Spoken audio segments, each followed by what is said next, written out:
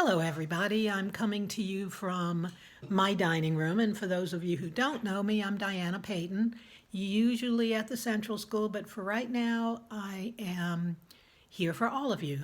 And this is my part of the series that you've already seen presented by Frankie and Carlene. My part is talking about brain development and how brain development affects children's abilities to handle stress and to understand what's going on in the world right now. At birth, babies' brains are very underdeveloped, more so than other species of mammals, because our brains are so large. So at birth, children's experiences are highly influential in, how their brains develop. If you were to see the brain of a baby born at 9 months gestation and compare that brain to that of a baby born at 7 months gestation, but who is now 2 months old, meaning, of course, that their brains have both been developing for the same amount of time. The baby who was born prematurely and has been out in the world for 2 months has a much more developed brain than the baby who's been in the womb. So this tells us, of course, that from the beginning, brain development depends to a great degree on stimulation from the environment. And of course, nutrition is in there too.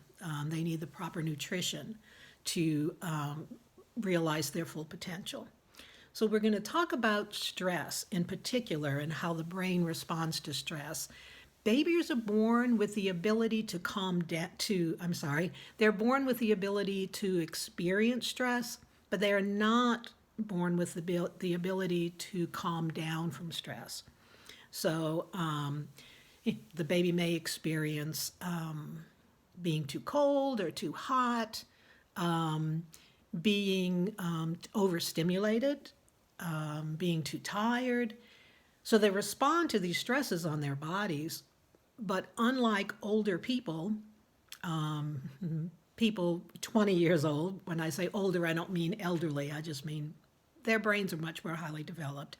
When we feel these stressors, we can calm ourselves down. We can tell ourselves, okay, I'm going to get to go to sleep soon, but right now I have to stay awake and I have to be alert for this, and I'm just going to calm my body. Carlene and Frankie both talked about ways to help children calm their bodies.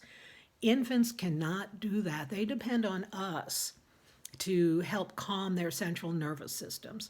So what that means is when you're holding the baby and you're rocking the baby and you're going shh, shh, shh, shh, shh, that's calming the central nervous system. All people do that. No one teaches you to rock a baby and go shh, shh, shh. It's a human behavior. Okay? We know that on some level the baby needs us to do this. But on this part of the brain level, we're not really fully aware of what we're doing. So in times like this, it's important to remember that although, okay, maybe your child's not an infant anymore, they're 2 or 3 or 4, they still have very little ability to calm themselves. It's not until the two parts of the brain can talk to each other, and that is somewhere between 2 and 3. The corpus callosum, the part that joins the two sides of the brain, finishes developing, and that helps children gain control over their emotions. It helps them to not fall apart. Think of the way a two-year-old falls apart at disappointment. A 4-year-old may get upset, they may stomp their foot and start to cry, but they have much more control over that. Okay, so it's when the two sides of the brain can communicate and understand, I can calm down from this. Okay. So too much stress can have profound effects on the child's brain. Right now, and I'm not sure exactly what Frankie and Carlene said about this, but certainly your emotional state gets passed on to your children. Your children look at you for survival. And so if they look into your face and they see you being calm, then that tells them Okay, don't know why I'm home from school exactly. I don't understand this whole virus thing. But, my mom's or my mom and my dad or whoever's raising you is telling you by the look on their face, by their demeanor, that everything is okay. It's got to be more than the look on your face because children know. Children know when we're faking it. Okay? They can see behind the fake smile. So if you're really stressed, practice some of those breathing techniques in front of your children. Tell them, I'm feeling a little bit overwhelmed right now, so I'm going to do my breathing and invite them to breathe with you as a calming down technique. Your body cannot be agitated if you're breathing in that calm, slow manner because you're sending the signal to your brain that there's nothing to be worried about. I can calm down from this. This is just inconvenient. It's not going to kill me. I'm okay. Feels like life and death sometimes, I know, but if we send those stress signals to our brain, we're telling ourselves, yep, there's something to be afraid of. Now, the reason we're so concerned about our young children is that stress at any point in time can damage the brain. Post-traumatic stress disorder is the most profound form of this in terms of a stress reaction. And certainly the children aren't experiencing that. They don't feel like their lives are in danger.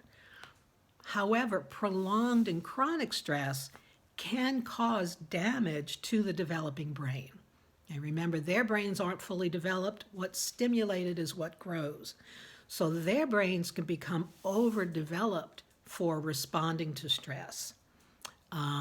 So situations where somebody else might have a moment of, oh, okay, and then their body calms right down because they realize what that response was not life-threatening. Somebody with PTSD, once that stress reaction gets activated, it's very difficult to calm down from it. And many people who have PTSD don't even know what the trigger is. Sometimes it can be the way the light is shining through a window, the way things smell, the texture of a coat that they put on. So that they may not even be aware of what their trigger is for feeling all this stress.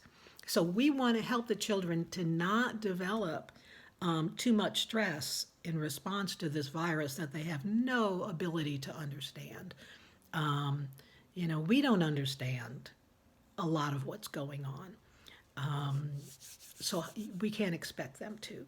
So we want to protect them from too much stress right now because we want to protect their brains and their future with how they handle stress.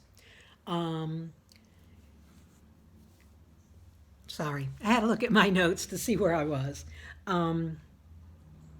Okay.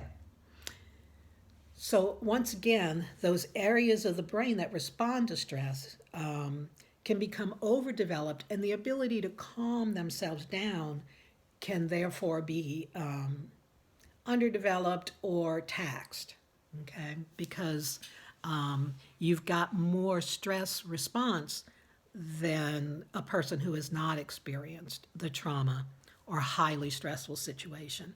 So it becomes not just a matter of, well, calm down. It's also a matter of that person gets more highly activated than somebody else. So that's the concern with stress right now. We want you to be able to bring your central nervous system down, practice those breathing techniques that Carlene introduced. She's really good at that. Carlene is excellent with it. And I invite you to do that for yourself, to make it one of the new routines in your family. When things get too chaotic at times with the children at home, take a break. Take a break and do that breathing. Frankie's going to introduce, I believe, the brain breaks, and she's got some techniques for that. But let that be part of your routine, to notice when you're feeling stressed, that your children are probably feeling stressed too, because they are gauging how they should feel off of how you are responding. So I hope if you have any questions that you will send them to us. Frankie's going to put all 3 videos together, and she will invite you to ask us questions. So if you have questions about this, want more information, I can certainly give it to you. Part of the difficulty with talking about this is to keep it short enough to do it in 10 minutes, because I could talk about this for a couple of hours. So I know I've left things out. If you want more information, just let me know. You all take care, stay safe, and we will see you on the other side of this. Goodbye.